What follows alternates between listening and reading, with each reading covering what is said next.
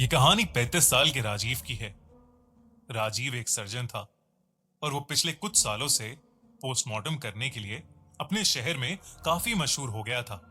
Rajiv complex से complex dead bodies का आसानी से पोस्टमार्टम कर लेता था। उसकी एक्सपर्टीज और कमाल के हुनर को देख शहर के सबसे बड़े हॉस्पिटल ने उसे अपॉइंट कर लिया था। राजीव को वहां काम करते करते करीब महीना भर हो गया था। वो वहां बहुत खुश था, लेकिन उसे नहीं पता था कि उसके साथ आखिरकार क्या होने वाला है। उस दिन की तारीख थी 8 मार्च 2012।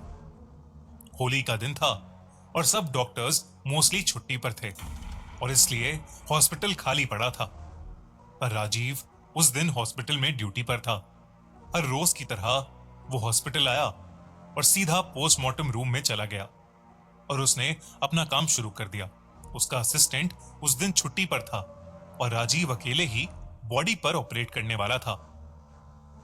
उसके सामने एक लड़की की भयानक बॉडी थी और उस लड़की का चेहरा इतनी बुरी तरह से जख्मी था कि राजीव से भी देखा नहीं जा रहा था। काफी कोशिशों के बावजूद भी राजीव को उसकी मौत की वजह पता नहीं लग पा रही थी। राजीव को ऐसा लग रहा था जैसे उस लड़की की बॉडी कई सालों से सड़ रही हो, इसलिए कुछ भी पता लगा पाना मुश्किल हो रहा था।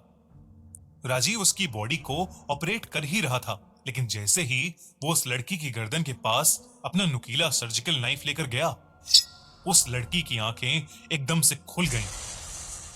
ये देखकर राजीव के हाथ से वो नाइफ गिर गया और वो तुरंत पीछे हो गया। राजीव पिछले 7 सालों से लोगों की बॉडीज का पोस्टमार्टम कर रहा था। कई बॉडीज जिनकी हालत पुलिस भी नहीं देख पाती थी, उन्हें भी राजीव बड़ी आसानी से ऑपरेट कर लेता था। पर जो उसके साथ उस रात हुआ, वो उसने जिंदगी में पहले कभी एक्सपीरियंस नहीं किया था। कुछ दूर खड़े होकर वो बस उसकी बॉडी को घबरा कर देख रहा था। उस लड़की की आंखें अब बंद थीं और वो बॉडी एक लाश की तरह बस वहां पड़ी हुई थी। राजीव को लगा कि मरा हुआ इंसान कैसे अपनी आंखें खोल सकता है, तो उसने सोचा कि शायद ये उसका वहम होगा और उसने आगे जाकर फिर से अपना सर्जिकल नाइफ उठा लिया। राजीव ने उस लड़की की गर्दन में चाकू का ब्लेड घुसाया और उसकी खाल को गर्दन से नीचे चीरने लगा। लेकिन ऐसा करते ही उस लड़की की आंखें फिर एक बार खुली और दाईं से बाईं ओर घूमने लगी।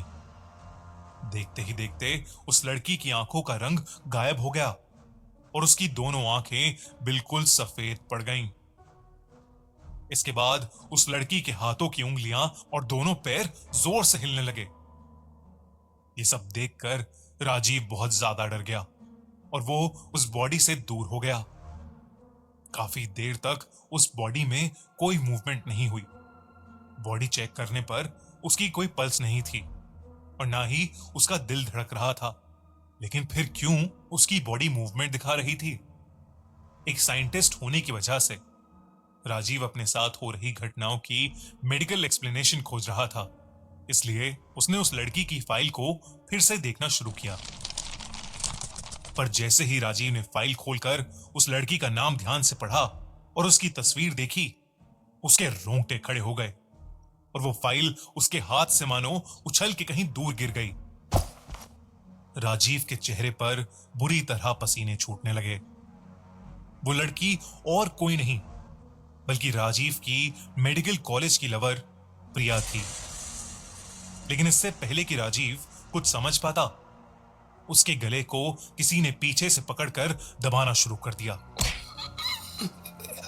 राजीव ने पीछे मुड़कर देखा तो प्रिया की लाश वहां खड़ी उसका गला दबा रही थी। कमरे में जल रही लाइट्स जोर जोर से फ्लिकर करने लगी। राजीव को समझ नहीं आ रहा था कि वहां क्या हो रहा है। राजीव चीख भी नहीं पा रहा था।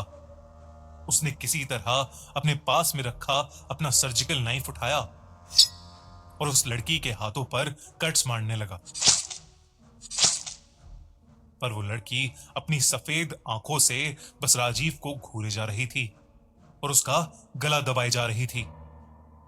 देखते ही देखते उस लड़की का रूप ही बदल गया। उसके बिखरे काले बाल हवा में लहराने लगे और वो जोर जोर से हंसने लगी, जैसे उसका कोई पुराना बदला पूरा हो गया हो। ऐसा लगने लगा था कि वो कोई लाश नहीं, बल्कि कोई बहुत ही भयानक आत्मा है। राजीव ने अपने आप को छुड़ाने की बहुत कोशिश की, लेकिन वो कुछ ही देर में हिम्मत हार गया और उसकी आंखें बंद हो गईं। कुछ देर बाद जब राजीव की आंखें खुली तो उस हॉस्पिटल का पीएन उसके पास एक पानी का ग्लास लिए खड़ा था। उस पोस्टमार्टम रूम में अब किसी लड़की की बॉडी नहीं थी और उस पीएन ने बताया कि कोई भी बॉडी उस पोस्टमार्टम रूम में उस दिन नहीं भेजी गई थी। उसने यह भी बताया कि उसे अचानक से पोस्टमार्टम रूम से राजीव के चीखने की आवाज सुनाई दी। वो जल्दी से जब पोस्टमार्टम रूम में आया तो उसने देखा कि राजीव खुद ही अपना गला दबा रहा था और अपना गला दबाते दबाते ही वो बेहोश होकर नीचे गिर गया था। ये सब सुनकर राजीव शॉक था। जब उसने प्रिया के बारे में रिसर्च की तो उसे मालूम पड़ा कि मेडिकल कॉलेज में एक लड़का प्रिया को प्रेग्नेंट करके उसे छोड़कर चला गया था, जिसकी वजह से प्रिया ने चलती ट्रेन के सामने आकर सुसाइड कर ली। उसकी मरने की तारीख थी 8 मार्च 2002, यानी उस दिन से एग्जैक्टली 10 साल पहले। राजीव ये सब सुनकर हिला का हिला रह गया, क्योंकि वो लड़का और कोई नहीं बल्कि राजीव खुद था। उसी ने प्रिया को प्रेग्नेंट करके उसे छोड़ दिया था। उस दिन के बाद से प्रिया की वो खौफनाक आत्मा उसे जगह जगह पर दिखने लगी। वो एक साया बनकर राजीव के पीछे पड़ गई थी। प्रिया की आत्मा राजीव को खुदकुशी करने के लिए उकसाती रहती थी और एक दिन वही हुआ। राजीव इतना ज्यादा डर गया था कि उसने ट्रेन के आगे आकर अपनी भी जान दे दी।